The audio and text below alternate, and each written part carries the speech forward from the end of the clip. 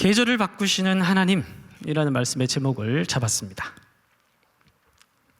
아직 계절이 바뀔 때는 때가 됐네요. 그죠? 이제 여름이 오고 있습니다.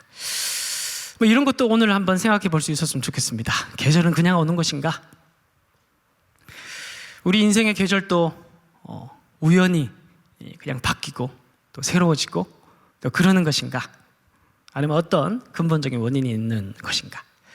그렇다면 우리가 조금 더 우리의 미래와 앞으로의 일들을 다른 관점으로 볼 수 있지 않을까? 뭐 그런 생각들을 좀 해보는 시간이 되었으면 좋겠습니다. 우리는 때로 무언가에 종종 압도되고는 합니다. 방금 아름다운 P.O.P의 찬양에 압도된, 여행을 가서 장엄한 자연을 보면서 압도되기도 하고, 또 때로는 어느 솔리스트의 그 돌고래 소리. 제가 이번 주 특세 특송 중에 H대학의 어떤 음대 교수님이 찬양을 했었습니다. 누구신지 기억하십니까? 네, 알겠습니다. 안다고요. 근데 평범한 사람이랑 좀 다른 느낌이었는데 알고 보니 역시나 전공자였는데, 전 새벽에 돌고래 소리를 처음 들었습니다. 새벽에 어떻게 그런 고음이, 여러분 찬양이 뭐였더라? 나를 붙드시는 하나님의 은혜하고 한 번 더 올라가더라고요. 새벽에 놀랐습니다. 압도당했죠. 전율이 흐르고. 네. 압도당하면은 보통 감동을 또 받으면서 마음이 움직입니다. 어떤 분들은 저와는 상관없는 이야기는 하지만 미술 전시회에 가서 그 그림에 압도당해서 그 그림 한 점에 어떤 의미가 있는지 모르겠지만 어떤 작가의 세계가 있대요. 그래서 그 작가의 세계에 압도당해서 마음이 사로잡혀서 하루 종일 그 그림 근처에 소성이다가 돌아온다고 누가 그러더라고요. 그래서 참 너 할 일 없다 그렇게 말하긴 했는데, 뭐 저 같은 사람은 모르니까. 근데 보이는 사람은, 그 세계가 보이는 사람은 작가의 세계에 압도당하는 거죠. 근데 사실 이렇게 어떤 존재를 압도하는 것만큼 사람의 마음을 사로잡는 그런 좋은 기술이 없는 것 같습니다. 자, 3장 1절, 오늘 2장을 봤는데 사실은 다른 데 빙빙 돌다가 마지막으로 본문으로 올 거예요. 다니엘서 3장 1절을 한번 보겠습니다. 3장 1절을 보면 느부갓네살 왕이 금으로 신상을 만들었으니 높이가 얼마요? 60규빗. 그 성경은 그냥 센티미터나 미터나 좀 했으면 좋겠는데 규빗이라고 얘기하는 게 또 계산을 해야 되죠. 제가 여러분들에게, 제가 3만 성경 유튜버 채널 운영자로서 여러분들에게 성경을 쉽게 알려드리는 방법. 규빗 하면 다 어려운, 이렇게 규빗 하면 1, 2, 3, 다음 뭐예요? 4, 5, 6, 45.6cm. 그게 1규빗입니다. 야, 이런 식으로 외우면 막 기가 막히게 다 외웁니다. 제가 공부는 못해도 이런 건 잘해요. 뭐 정리하는 거. 우리 공부 못하는 사람들이 살아남으려고 정리를 열심히 하다 보니 저도 좀 그렇게 됐습니다. 45.6cm. 그게 이제 1규빗입니다. 45.6cm 곱하기 60규빗이니까 60을 하면 되겠죠. 그러면은 대충 27m가 나옵니다. 27m. 아파트가 1층이 몇 미터입니까? 아파트 1층이 1.8m. 그럼 27m면은 대충 금신상을 지었는데 60규빗이라고 하니까 아파트 10층 높이 정도 되는 거예요. 되게 크죠? 그죠? 요즘 목사님들, 새로 오신 목사님들이, 옛날엔 사교 버전들이 많았는데 요즘은 골리앗 버전들이 자꾸 오고 있습니다. 저는 9버전이니까 9버전. 한번 2m 가까이 되신 분이 최근에 오셨어요. 부임에 오셔가지고 같이 엘리베이터를 타고 내렸습니다. 그 계단으로 올라갔어요. 압도당하는 느낌이 굉장히 불쾌합니다. 저는 누가 저를 압도하는 걸 되게 싫어해요. 주님 외에는 절대 저를 압도할 수가 없습니다. 자, 어쨌든 그래서 60m, 아파트 10층 높이. 여러분 생각을 해보시고 엄청나게 높죠. 솔로몬 성전이 30규빗입니다. 아파트 5층 높이. 너비가 60규빗이에요. 솔로몬 성전이. 그걸 몇 년 지었냐 면 7년 지었습니다. 근데 금신상이 60규빗의 그 높이를 지었고 다 금칠을 해놨어요. 그러니까 바벨론 그 수도를, 그 이라크 그쪽을 가보면 가보면 평지입니다. 쫙 광활한 평지인데 저기 아파트 10층만한 그때는 뭐 높은 건물도 없었는데 번쩍번쩍거리는 10층짜리 금신상이 서 있으니 저 멀리서도 보이는 거예요. 그죠? 자, 그런데 이걸 이제 세워뒀어요. 그러면은 상상을 해보세요. 이제 바벨로니아는 정책 자체가, 제국의 정책 자체가 막 제국 땅이 엄청 넓거든요. 넓은데 통제를 해야 될 거 아닙니까? 정복을 했으면. 그러면 그 포로민들을 통제할 제국의 정치적 전략이 필요한 겁니다. 그걸 어떻게 했냐면 이 금신상을 세워가지고 포로민들을 다 갖다 놓는 거예요. 데려다 놓는 거예요. 그러면 앞에 제가 쭉 얘기했듯이 이제 사람은 뭘 당하는 겁니까? 안 그래도 포로로 잡혀와서 지금 주눅 들어 있는데 10층짜리 번쩍거리는 신상을 놓고 거기다가 데려다 놓으니 주눅이 들지 않겠냐 그 말이에요. 압도당하는 거죠. 압도당한 상태에서 5절 봅시다. 너희는 나팔과 피리와 수금과 사면금과 양금과 생황과 모든 악기 소리를 들을 때 엎드려 느부갓네살 왕이 세운 금신상에게 어떻게? 절하라. 그런데 이거는 종교적인 의미를 넘어서는 아까 제가 저기서 찬양을 너무 열심히 해가지고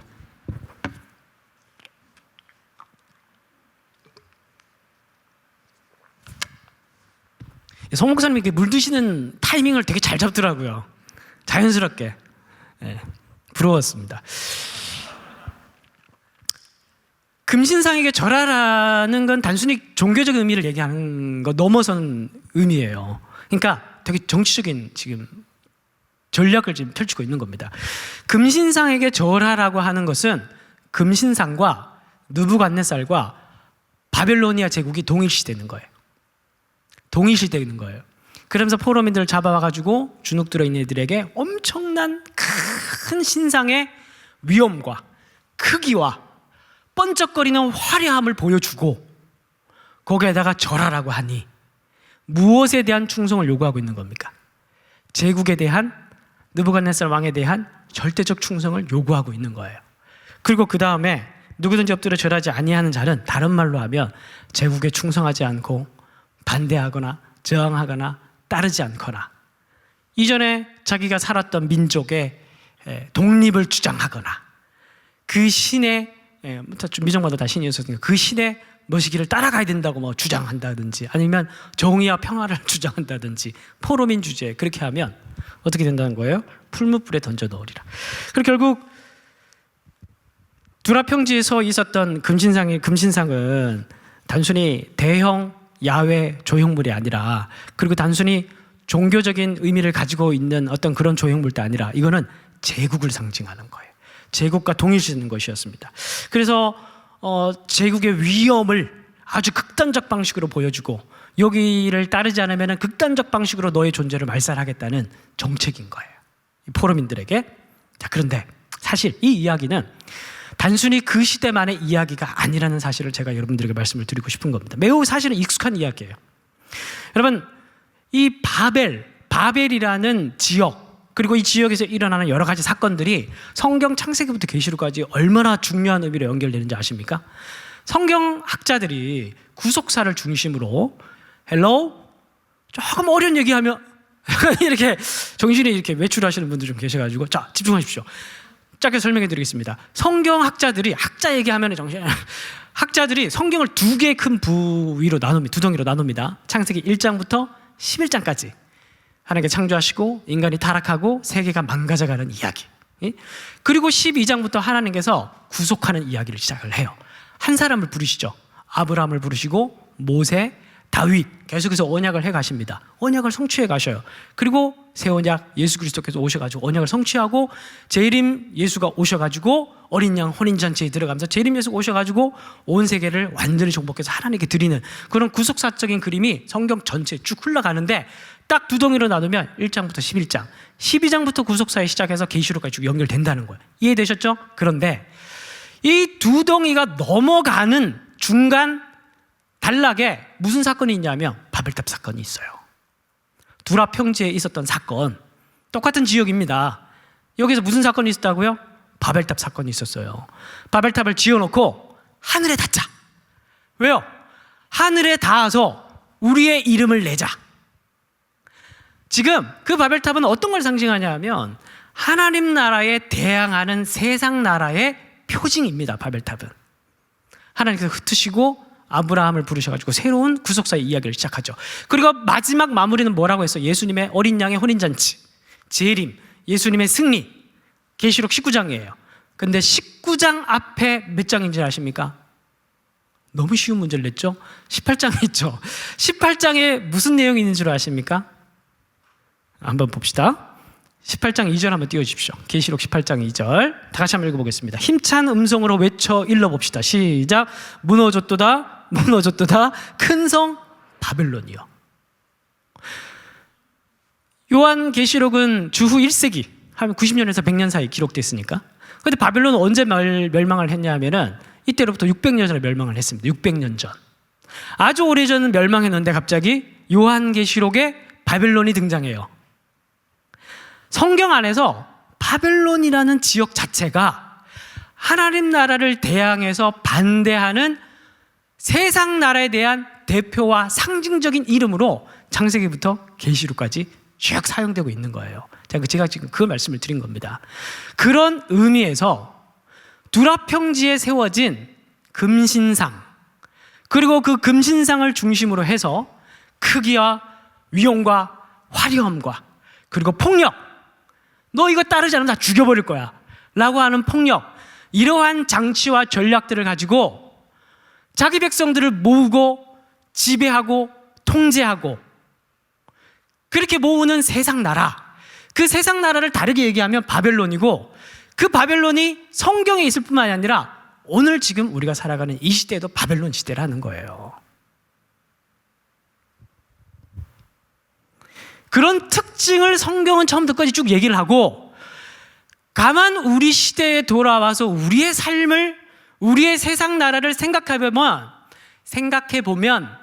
똑같은 특징을 가지고 있다는 것을 우리가 알게 된다는 걸 제가 지금 말씀을 드리고 있는 겁니다. 그런 의미에서 우리 또한 지금 본문에 있는 다니엘과 함께 손잡고 두라평지에 금신상 앞에 서 있는 거예요. 눈에 보이진 않지만. 죽을래? 그렇게 얘기하고 있는 거예요.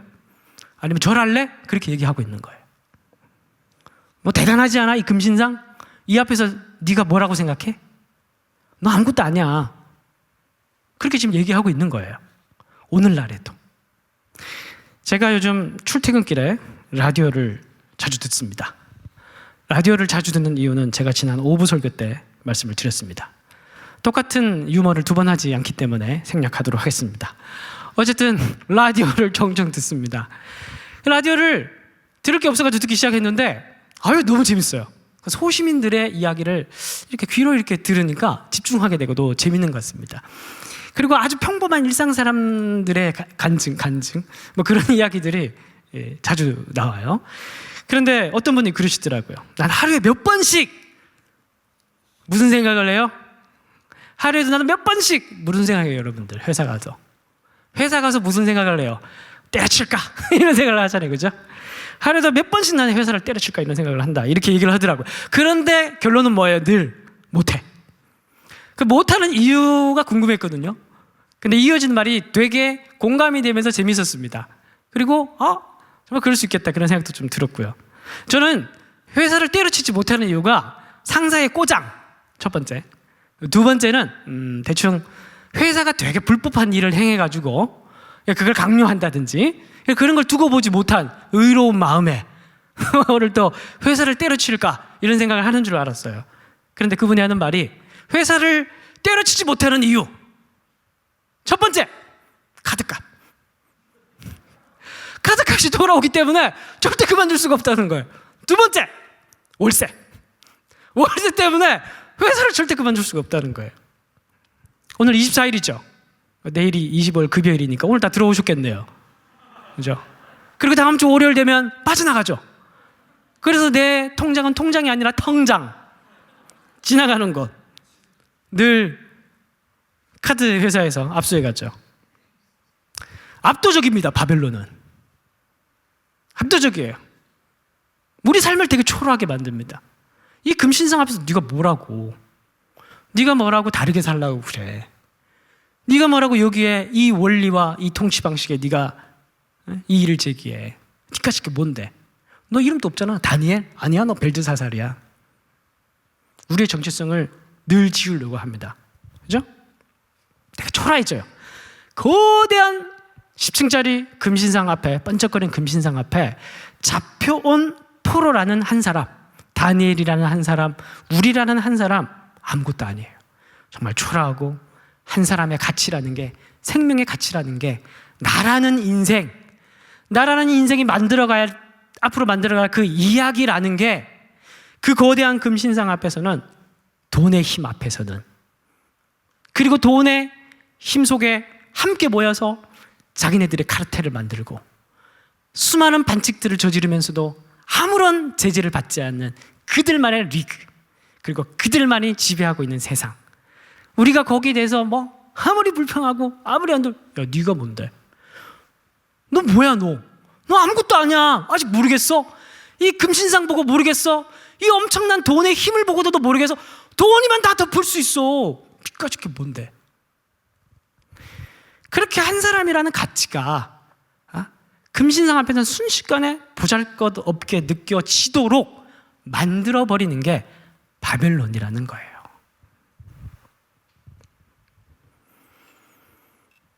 그런데 그래서 다니엘서가 필요한 겁니다. 다니엘서는 굉장히 통쾌합니다. 그 바벨로니아 제국의 정점, 최고 정점에 누가 있어요? 바벨론 왕이겠죠. 그 왕이 침상에서 온몸이 땀에 젖어가지고, 물론 땀에 젖었다는 말은 없습니다만 그랬을 것 같아요. 그리고 밤에 잠을 못 잤어. 다크서클이 여기까지 내려와가지고 벌벌벌 떨면서 일어났습니다. 이 이야기 속에 하나님께서는 다니엘을 통해 바벨론의 실체적 진실을 폭로합니다.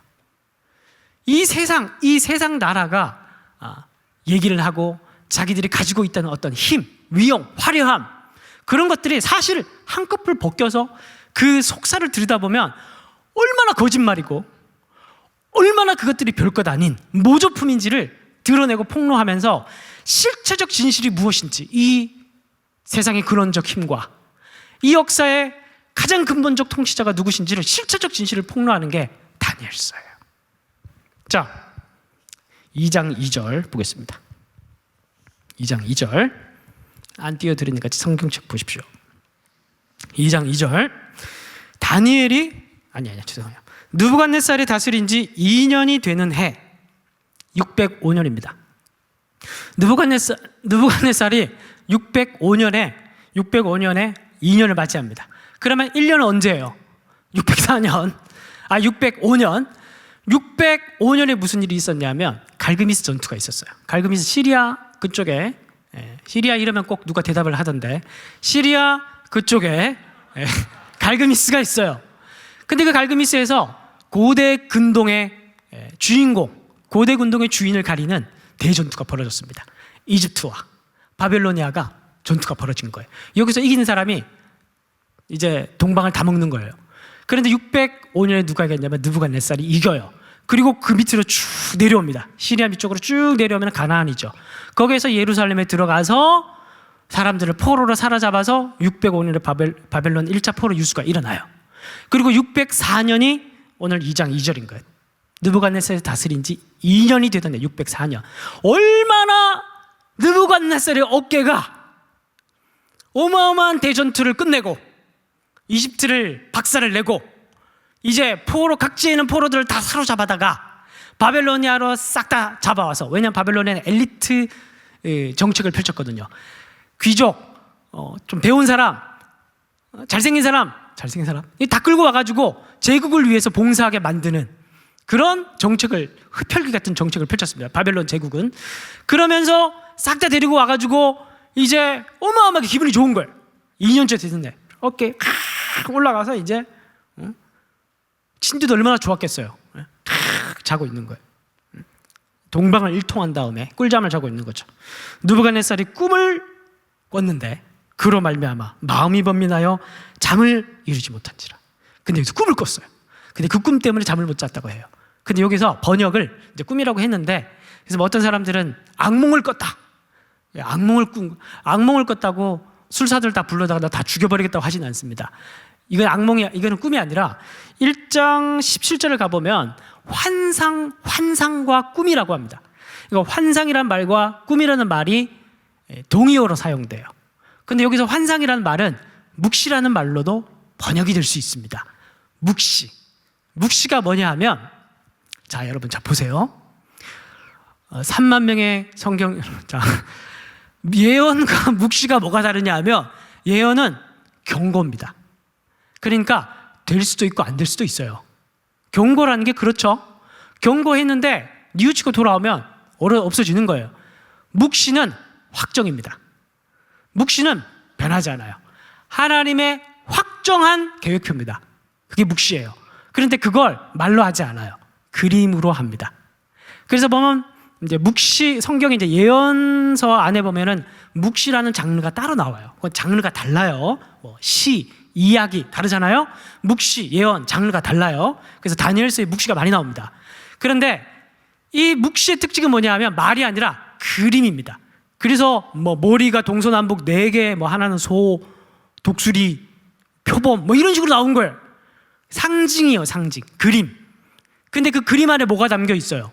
확정적인 하나님의 역사표. 이해됐죠? 이렇게 쉽게 이해하는 사람이 유튜브에 있어요. 자, 구독하라는 얘기 아니에요. 다 구독해도 얼마 안 돼요. 그래서 이미 3만 명 넘었는데 뭘. 자, 그래서 여러분 무슨 얘기를 하려고 그랬죠? 역사표. 하나님의 역사표. 묵시라는 게 어렵지 않아요. 하나님의 확정적 역사표인데 그림으로 제시되는 게 묵시예요. 그러니까 잘 보세요. 느부갓네살은 다 동방을 일통하고 내가 최고다.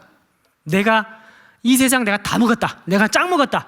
내 위로 아무도 없고 이제 내가 최고다. 막 그러면서 이제 제국의 왕이 돼가지고 그 다음 해에 이렇게 잠을 자고 있는데 하나님께서 나타나셔가지고 꿈이라는 자리를 통해서 하나님께서 뭘 하신 거예요?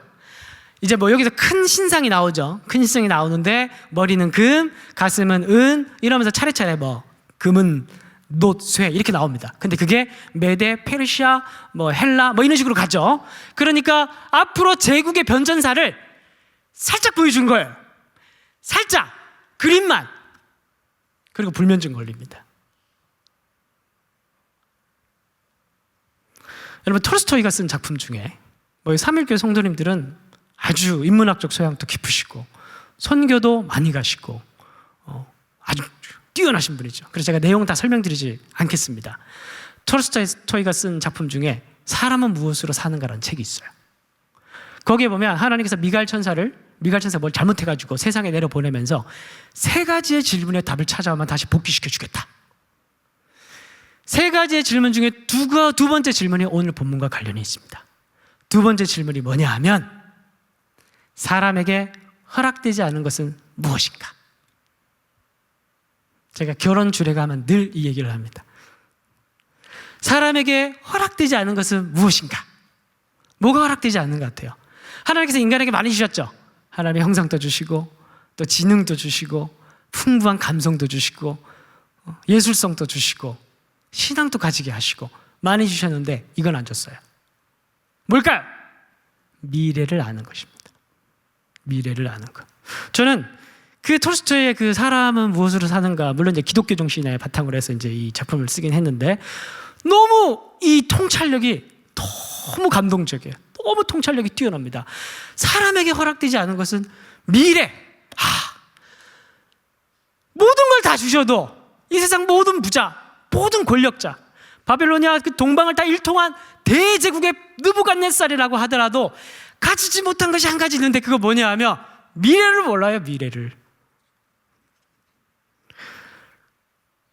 근데 이거는 굉장히 중요한 사실입니다. 왜냐하면 미래를 모른다는 사실을 자기가 평소에 모르고 살아요.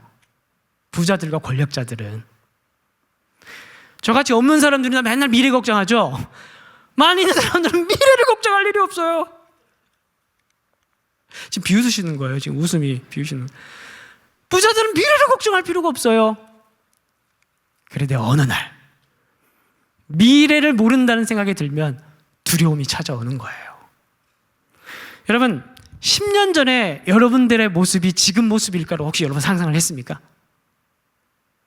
10년 전에 한번 생각해 보십시오. 10년 전에 여러분들이 그렸던 여러분들은 어떤 모습입니까? 혹시 결혼하신 분들은 10년 전에 여러분들이 꿈꿨던 이상형이 지금 옆에 앉아 계십니까?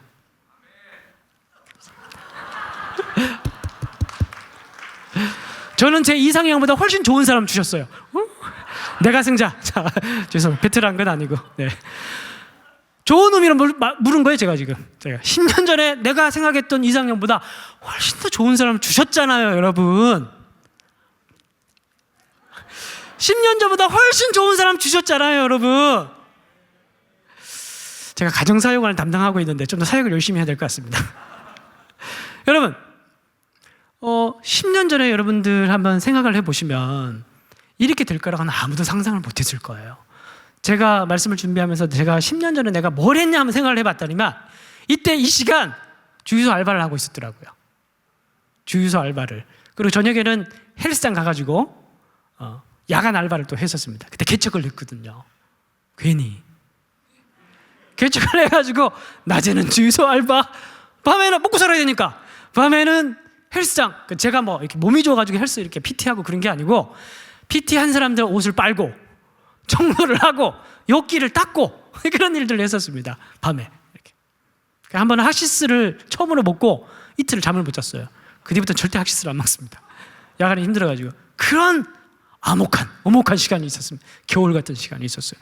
그때 제가 3일 교회에 여기 와서 이렇게 설교하고 있을 거라 제가 상상을 했어요. 내가 10년 뒤에는 내가 그래도 적어도 이 아름다운 공동체에 와서 설교를 하고 있겠지. 그런 생각을 했겠습니까? 그때는 아이고 내가 괜히 개척이라는 걸 해가지고 하나님 이걸 물을 수도 없고 어떻게 해야 됩니까? 예? 그러면서 후회했다가 또 병아리들 보면 그래서 열심히 살아야지. 그렇게 또 목회에 대한 다짐을 했다가 그렇게 왔다 갔다 하면서 계속 번민하고 고민하고 그러면서 하나님의 뜻을 묻고 그 암울한 미래, 아무것도 보이지 않는 미래. 그래서 제가 가끔 개척의 예를 들면서 아픈 과거기는 이제 많이 치유가 돼가지고 10년 지나니까 치유가 좀 되더라고요. 예. 그래서 11월 달 정도에 제가 이건 아닌 것 같다. 개척 멤버들에게 이건 아닌 것 같다. 너무 힘들다. 이렇게 얘기하고 이제 그만하고 돌려보내고 제가 영종도 살았어요. 영종도. 배 타고 들어가야 되는 영종도. 차 타고 들어갈 수 있죠. 영종도 살았는데 아직도 기억납니다. 인천 앞바다. 찰싹 끼럭끼럭 인천 영종도 앞바다에서 이제 딱 끝내고 바다를 보면서 이제 뭐 해야 되나 내가. 담배는 안 폈지만 거의 그런 정도의 분위기를 풍기면서 하나님 제가 뭐 해야 됩니까? 그런 생각을 했었어요. 놀랍게도 그때 전화가 왔습니다. 진짜 어떤 누군가의 전화가 와서 3일교회에 공채가 떴으니까 한번 넣어라. 제가 이거 원고에 준비한 얘기가 아닌데 공채가 떴으니까 한번 해봐. 그때 제 기억에 16명 목회자들 뽑았습니다. 16명. 제가 근데 그때는 진짜 다른 그 교회에 아무 데도 안 내고 평소에 송태근 목사님 너무 존경했고 저의 멘토였고 꼭 한번 목사님 밑에서 사역을 해보고 싶었던 게 저의 꿈이었습니다. 그래서 3일 교회만 쓰고 하나님 뜻에 맡기자. 그렇게 하고 있는데 왔잖아요 지금. 근데 그때 내면서도 제가 올 거라는 상상을 안 했어요. 헬스장에서도 물론 상상을 못했고 주유소에서 기름 넣으면서도 물론 상상을 못했죠. 아무도 몰라요. 내일 일은 누구만 아느냐? 하나님만 아셔요. 누가복음 12장에 가보면 어리석은 부자가 나와서 이렇게 얘기합니다. 내가 곡식 쌓아둘 곳이 없으니 어찌할꼬. 막 통장이 넘치는 거예요. 우리는 통장인데 이 사람은 통장이 넘치는 거예요. 계속 만들고 돈이 붓고 내가 곡간을 헐고 더 크게 지으리라. 평안히 쉬고 먹고 마시고 즐거워하자. 그러자 누가복음 12장 20절 다 같이 읽어보겠습니다. 시작.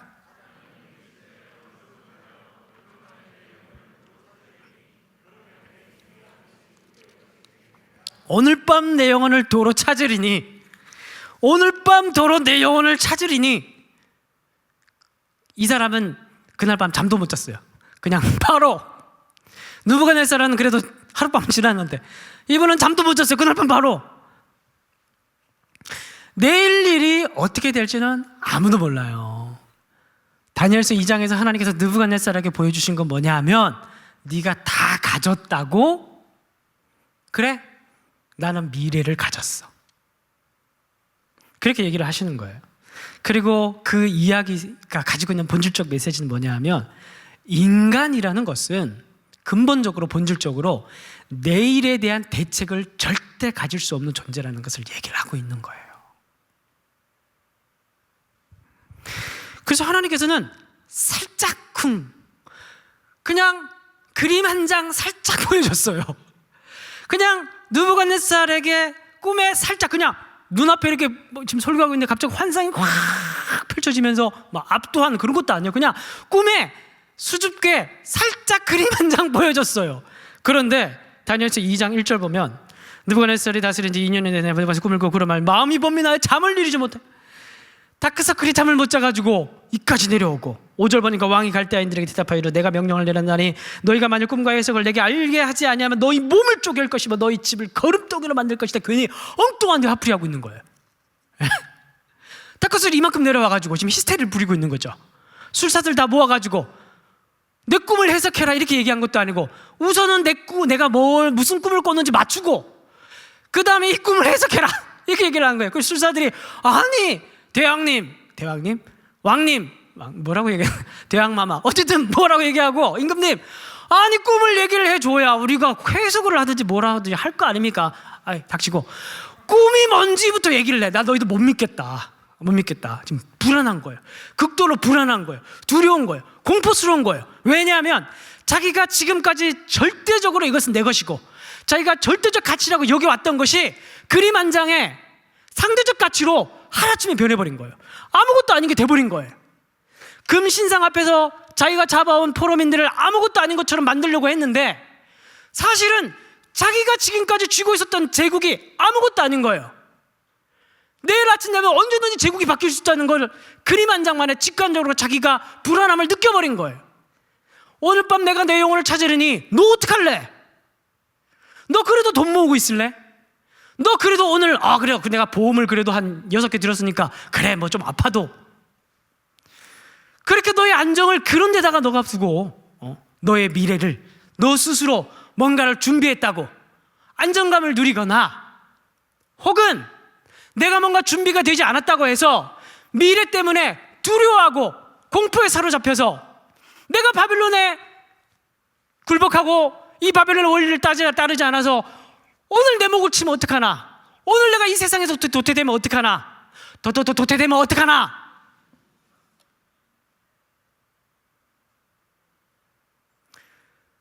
그렇게 생각하는 사람들에게 하나님께서 이 그림을 보여주시면서 느부갓네살 얘기를 지금 하고 있는 거예요.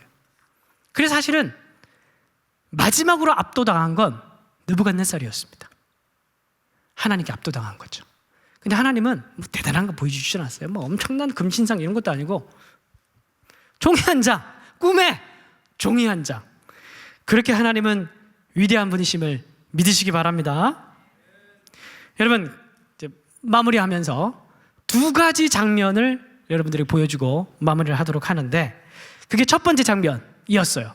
느부갓네살, 하나님께서 꿈을 보여주셨을 때 느부갓네살의 반응. 또 한 반응이 남았는데 오늘 본문에 그게 다니엘의 반응입니다. 이게 이제 사실 우리의 반응이 돼야 되는데 19절입니다. 드디어 오늘 본문으로 들어갔어요. 이걸 이제 마무리할 거예요. 19절 다 같이 읽어보겠습니다.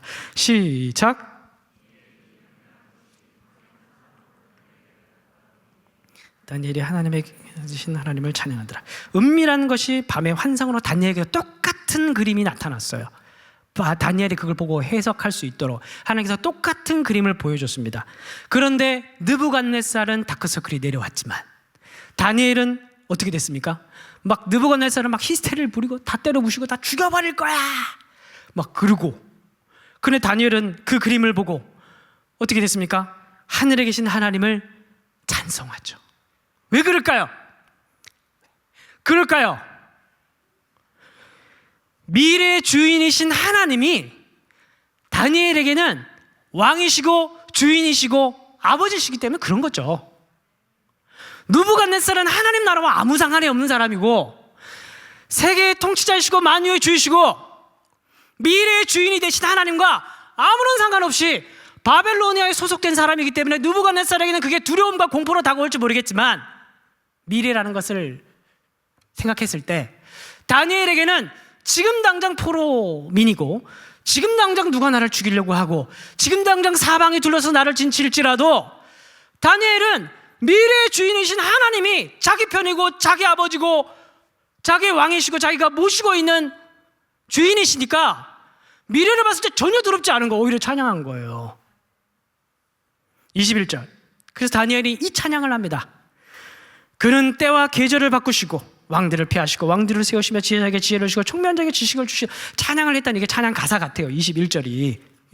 그는 때와 계절을 바꾸시고. 그래서 이런 찬양을 불렀어요.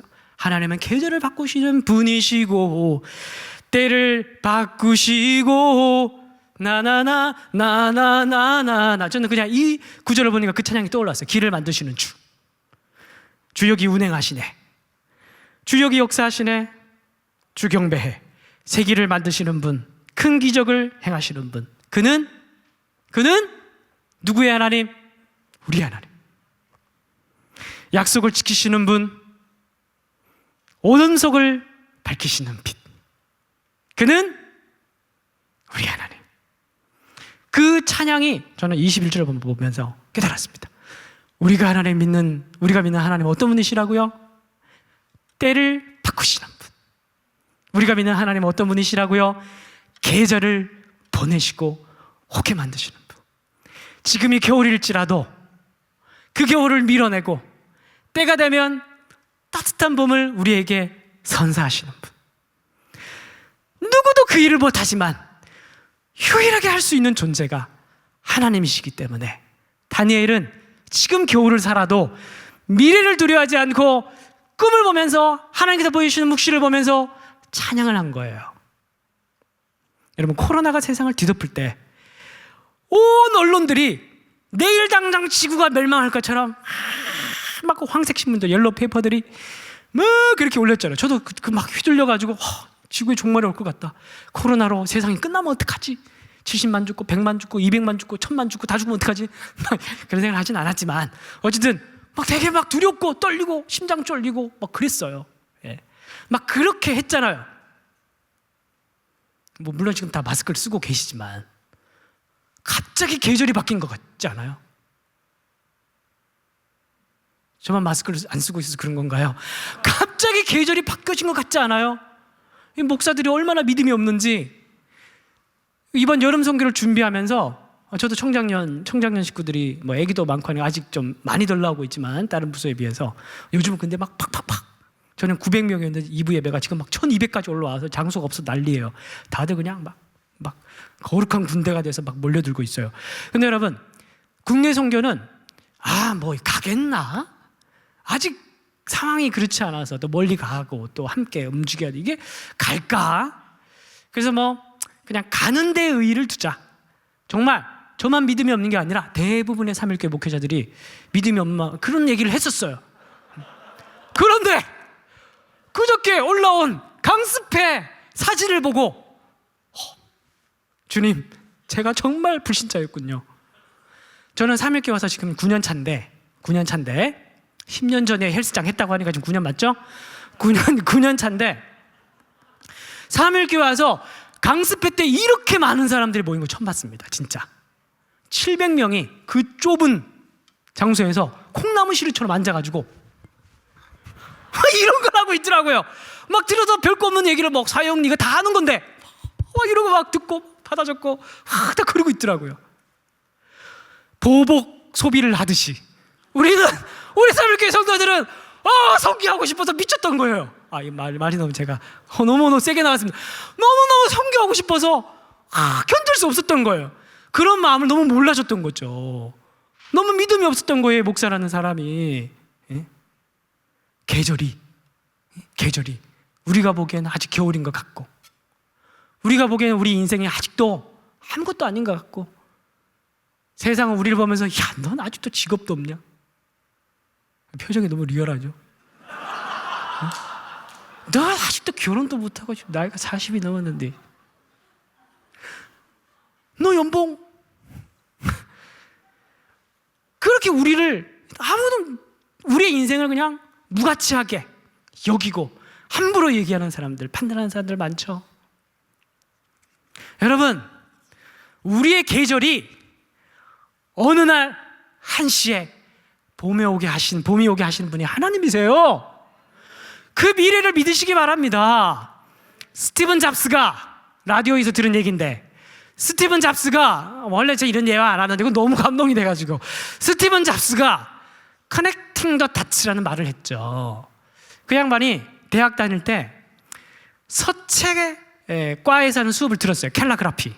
근데 주변에서 네가 캘라그라피라고 왜 듣냐 막 그래 조롱했는데 자기는 그거 너무 듣고 싶었대요. 그래서 조롱을 무릅쓰고 혼자 가서, 친구들이 아니고 혼자 가서 수업을 다 듣고 열심히 듣고 했는데, 나중에 맥킨토시를 만들 때, 여러분 애플 제품들이 되게 디자인에 빼어나지 않습니까? 차별성이 있잖아요. 그 캘라그라피를 배웠던 게, 집중해서 배우고 재밌게 배웠던 게 그렇게 도움이 많이 됐다는 얘기를 하면서, 커넥팅 더 다츠를 얘기를 하면서, 우리가 지금 몰두하고 재밌게 열심히, 물론 다른 사람은 너 아무것도 아니야, 너의 미래랑 무슨 상관이 있어, 너 지금 시간 낭비하는 거야, 너 아무것도 아니야, 너 지금 왜 이러고 있어, 이렇게 얘기를 해도 지금 우리가 하나님께서 보여주신 거 그거 집중해서 하고 그러면 의미 없어 보이지만 한 단계 건너뛰어서 또 다른 의미 없어 보이는 어떤 점, 또 다른 의미 없어 보이는 어떤 점, 이 점들이 하나님의 계절이 오면 다 연결돼가지고 봄이 온다는 거예요.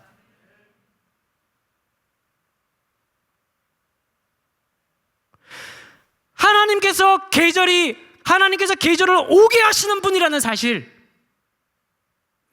그래서 우리의 미래는 결단코 어둡지 않다는 사실. 그 한 가지만 여러분들이 오늘 가슴속에 간직하고 붙들고 하나님께 나아가서 기도하고 응답받. 말이 끝이 안 되네 이거는. 자, 다시. 하나님께서 계절을 바꾸시는 분이라는 사실을 여러분들이 그 믿음을 가지고 오늘 밤 나가서 은혜 받고 돌아가시길 바랍니다. 여러분, 마지막으로 9절 하나만 읽고 기도하도록 하겠습니다. 자, 히브리서 12장 28절 시작. 그러므로 우리가 흔들리지 않는 나라를 받았은즉 은혜를 받자. 여기까지 기도하시겠습니다. 기도하실 때 찬양 먼저 하고, 우리 찬양을 하고 오늘 밤 기도를 하는데, 여러분들 두려움 많은 거 알아요. 예, 저도 사실 두렵습니다. 앞으로 살아갈 날이 더 많이 남았기 때문에. 근데 한 가지, 내일 일은 아무도 모른다는 거, 그거 확실하죠? 확실하죠? 그리고 그 내일의 주인은 하나님이시라는 거 확실하죠? 그리고 우리는 하나님의 백성이라는 거 확실하죠? 좋아요. 그거 붙들고 기도하면 됩니다. 자, 찬양 하나 하고 나의 기도하는 것보다.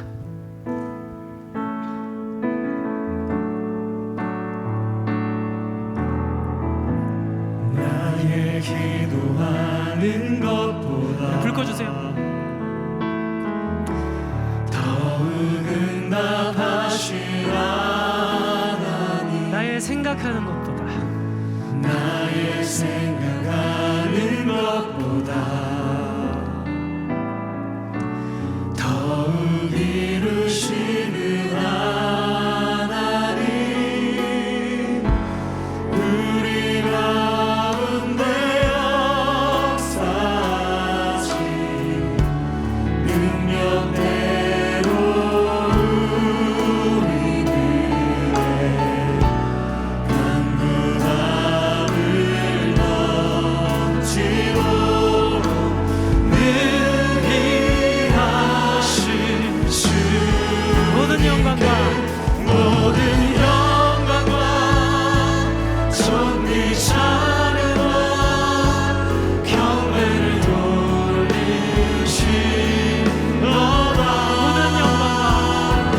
모든 영광과 존귀 찬양과 경배를 돌리시노라.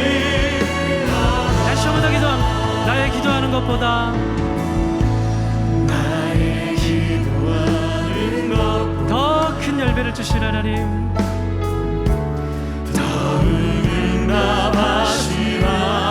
나의 기도하는 것보다 더 주신 하나님 찬양합니다. 나의 생각하는 것 더 큰 걸 구하셔도 됩니다.